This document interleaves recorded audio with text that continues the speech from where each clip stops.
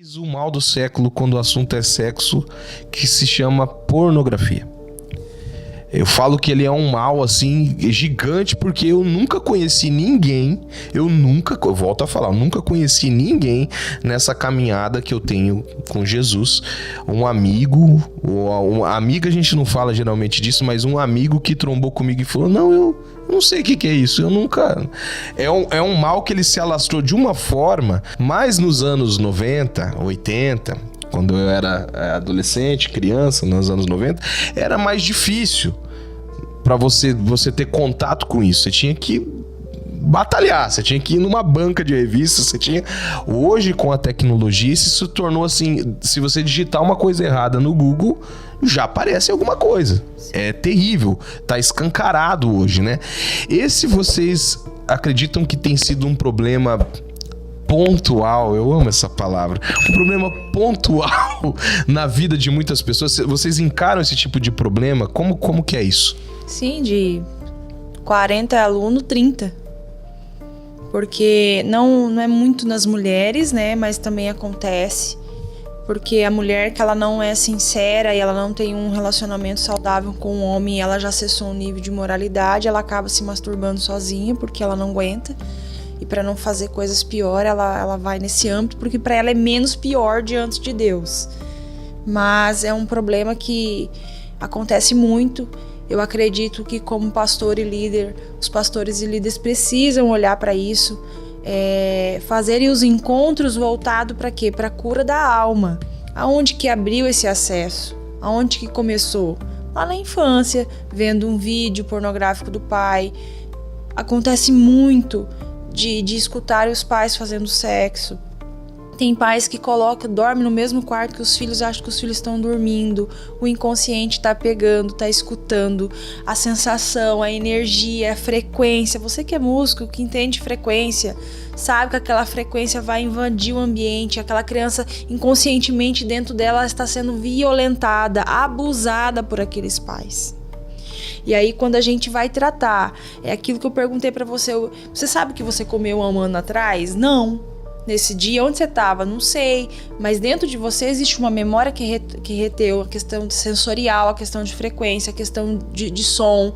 Então, muitos casos hoje que a gente vai tratar é porque escutou os pais. Então, se é um homem, ele vai fazer aquilo com a mulher de uma forma distorcida, porque quem apresentou pra ele? Só que a criança, quando vê o pai ou a mãe naquela situação, ele pensa que tá agredindo, ele pensa que tá violando, tá acontecendo alguma coisa ruim, a minha mãe tá gritando, ou o que tá acontecendo? Então a primeira mensagem que tem é o quê? Isso não é bom, isso é muito ruim, né? Eu encontrei com uma mulher há 2 dias que queria me conhecer daqui do programa, ela estava desesperada por ajuda. Ela falou, não gosto de sexo, eu faço por fazer. E aí a gente vai analisando por quê? Porque eu escutava os pais. Então aquela primeira mensagem, sexo não é bom. E aí você tem que desprogramar, levar no princípio, falar, não, sexo é bom, vamos caminhar por aqui. Então é um problema assim gigantesco que não é falado, mas precisa. Parar de ministrar outras coisas, vamos tratar a alma. É a alma que precisa de tratamento. Então vamos falar de pornografia, vamos falar de masturbação, vamos falar do que incomoda. Só que isso, como que eu vou falar de uma coisa que eu não domino? Então nós, pastores e líderes, precisamos ser preparados para isso e falar disso até que isso acabe. Porque vício é um vazio. Vazio do quê? De algo que me fez falta. O que me fez falta? Então a gente está apto para receber essas pessoas. E o lesbianismo, né? O homossexualismo. Então a gente não vai chegar e falar, não, você tá errado, você vai pro inferno, você vai perder a salvação. Não, eu vou apresentar Jesus, eu vou... Tem um caso na escola, fala, vocês não me cobram isso, vocês não me pedem isso. Não, nem vou. Isso foi uma verdade que foi apresentado para você. Nunca eu vou falar que o satanista, o bandista é errado, se aquilo foi apresentado como uma verdade, né? Mas tem crente que é muito chato, William. Ele é muito chato, muito insuportável. Você tem que batizar, você tem que crer, você tem que confessar. Eu creio em um tempo que a gente vai transbordar de Cristo, que as pessoas vão falar, eu quero. Onde você congrega? E é isso que tem acontecido com nós. Onde vocês congregam? Onde vocês estão? Onde vocês moram? O que vocês fazem? O que vocês comem? que vocês lêem? O que vocês fazem? E a gente traz a pessoa para o nosso dia a dia. Porque quem nos assiste acha que a gente tá lá em cima, que a gente não vai responder, que a gente é famoso. Não, eu faço questão de tomar um café, de conhecer. E falar, não, isso aqui é normal. Vamos falar do nosso Cristo? Eu tive experiências em São Paulo. A primeira casa que a gente chegou e... uma pessoa quis nos hospedar lá, sabendo que a gente ia visitar uma pessoa, a outra quis nos hospedar e a outra quis fazer um jantar pra nós. E aí ela falou assim, pastora, agora eu sei o que Maria sentiu quando o Cristo entrou naquela casa. Você imagina que responsabilidade pra mim? Então eu engoli e falei, Jesus, obrigado. É isso, é fazer Cristo conhecido através das suas ações, através do seu comportamento. Eu trato o marido dela, falou assim, eu tava em ponto de me separar. Meu casamento ia acabar, e meu marido melhorou. Então, assim, esse transbordar de Cristo. Então, a gente não vai precisar ficar, quer aceitar Jesus? Quer batizar? Vamos pra igreja? Não. Então, pior coisa é quando a pessoa não vai uns dias e ela se depara. Tá desviado, irmão? Não apareceu lá? A pessoa vai ficar com raiva. Por quê? Porque isso é chato. Então falta senso, falta empatia, falta conhecimento e por isso que o povo perece. E aí a gente tá nessa grande bolha de vício, onde ninguém estoura, onde ninguém quer falar. Mas eu creio muito num tempo de muita libertação pro Brasil e pras demais nações. Eu também. Olha, você disse uma coisa aqui que me chamou a atenção, que eu queria reforçar esse assunto. Vamos lá. Um casal que ele mora numa casa pequenininha, ele tem um filho, ele tem uma filha, ele mora numa casa de um quarto, só tem, é o que mais tem aqui no Brasil, um quarto, ou, né, a criança dorme dentro do quarto deles, foi colocada uma cama dentro do quarto. Eu, enquanto você falava, eu fiquei tentando imaginar. Eu não consigo acreditar, Yuri, que tem alguém que, quando tá na atividade sexual com o filho dentro do quarto, se comporta que nem a banda Sepultura dentro do quarto. Não é possível que tenha né? Mas vocês podem falar melhor que eu falo de sons, né? Só que uma coisa preocupa nessa história. Até a energia em silêncio, até aquilo que tá sendo, vamos dizer assim, mais cauteloso por parte do casal, é um perigo eminente para a criança? Muito. Questão de frequência, em questão de energia, em questão sonora, aquele fluido do corpo naquele lençol, às vezes cai esperma. Só que as pessoas ignorantes, eu falo ignorante por falta de conhecimento, acham que a criança não está ouvindo porque ela está dormindo, mas ela está. Teu ouvido não fecha quando você dorme. Então as memórias inconscientes, aquilo que você está ouvindo vai gravar. Só que, por que a pessoa vai morar num quarto? Porque como que ela tem um filho e vai ficar naquilo? Então já fala da escassez, já fala de uma vida não planejada, de algo que aconteceu. E aí as pessoas entram em conflito. E digo mais, a gente já teve caso de um marido não tá nem aí, o filho tá aqui mamando e ele tá fazendo sexo. E ele querer sexo. E aí os níveis aumentar ao ponto da criança estar mamando aqui, ele está mamando do outro lado, porque ele sentia prazer naquilo. E existe uma lei agora, eu não vou saber dizer, mas eu trago isso na ministração, que é muito importante eu trazer a lei, porque as pessoas só acordam com a punição, né, da cadeia ou de multa.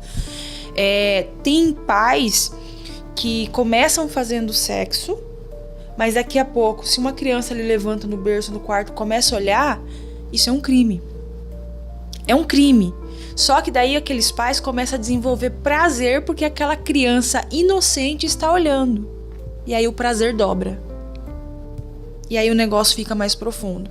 Então, se acontece isso com o seu filho, você não sabia, a partir de hoje você sabe. A minha orientação para você é que você compre uma casa ou alugue uma casa e tire o seu filho desse ambiente, porque ele vai ter muitos problemas na área sexual. Muitos. E aí vai se tornar um problema maior. Porque antes de a gente casar, William, a gente tem que preparar esse ambiente, esse jardim. Quando Deus coloca Adão dentro do jardim, estava pronto. O problema é que as pessoas hoje querem casar pela fé, quer fazer tudo pela fé. Esqueceu que Deus preparou um jardim, que lá dentro desse jardim já tinha mantimento para poder o quê? Tirar a Eva dessa costela. Não, lá Deus dá um jeito, num quarto, um cômodo, na casa da sogra, e aquilo vai gerando vários problemas. E as desculpas, né? De não sair, porque tá confortável. Meu Deus, e aí, Ju, você quer comentar alguma coisa nesse assunto? Sim, olha o que é importante. A Escritura diz assim, que Adão pecou, só que foi atribuída a nós a consequência. Por quê? Porque o Senhor viu a geração em Adão. Quando tem uma mulher e um homem, o Senhor não vê só o casal, ele vê a geração por trás desse casal. Então, o que acontece? O que as pessoas têm que entender? Como que você começou a falar sobre a pornografia? Às vezes, a criança não fica no quarto na hora da relação sexual, mas o pai ou a mãe tem ali o vício de assistir pornografia. Mas a criança está na casa. A esposa ou o marido está na casa. Como a gente falou de frequência e de energia. O que acontece ali? É aberto um acesso para a casa toda. Por quê? Porque lá em Efésios 6 diz que a nossa guerra não é contra sangue e carne, mas contra as hostes espirituais da maldade, os dominadores, os principados, né? E o que acontece? O que são as hostes espirituais da maldade? Que em grego é porneia, que deriva da palavra pornografia, que é o quê? É um sistema que rege essa área de promiscuidade, que ataca muito os casais, que ataca muito as famílias. E a igreja, porque quando o Senhor fala que a nossa luta é contra eles, é como igreja. O problema é que a igreja, ela deixa como tabu, pensa que porque é crente, sabe o que tem que fazer e não faz, mas não. A maioria das pessoas que nós tratamos são crentes, são líderes. E tem problema de pornografia. Por quê? Porque entrou no lar, na família, e eles não... O que faz? A esposa fica contra o marido contra a esposa, um não confessa pro outro, um sabe porque pega, porque o diabo, ele te ajuda a fazer, mas na hora de né? Também ajuda a pessoa a descobrir. Mulher sente mal. Exatamente, fica ali, ninguém leva pros seus líderes, ninguém leva pros seus pastores, e se leva, eles não sabem como fazer, só pede para pedir perdão, vai orar, vai jejuar, mas o que tem que ter? Um posicionamento, a pessoa tem que entender, porque isso, quando você acessa uma pornografia dentro da tua casa, não atinge somente você, atinge toda a tua casa. Você abriu um acesso para os teus filhos, porque daí a gente atende pessoas que, por que você desenvolveu isso? Não sei.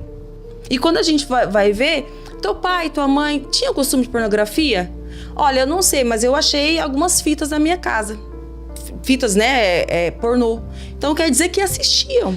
Só que ele nunca viu, mas alguém assistiu dentro da casa que abriu um acesso para quê? Para também ir atrás da pornografia. E é assim que o diabo entra nas famílias dessa maneira. O que tem que fazer? Tem que fechar todo o acesso. Não adianta pensar, não, mas é só eu que estou fazendo, os meus filhos não estão vendo, mas os teus filhos estão na casa e vai reverberar sobre eles.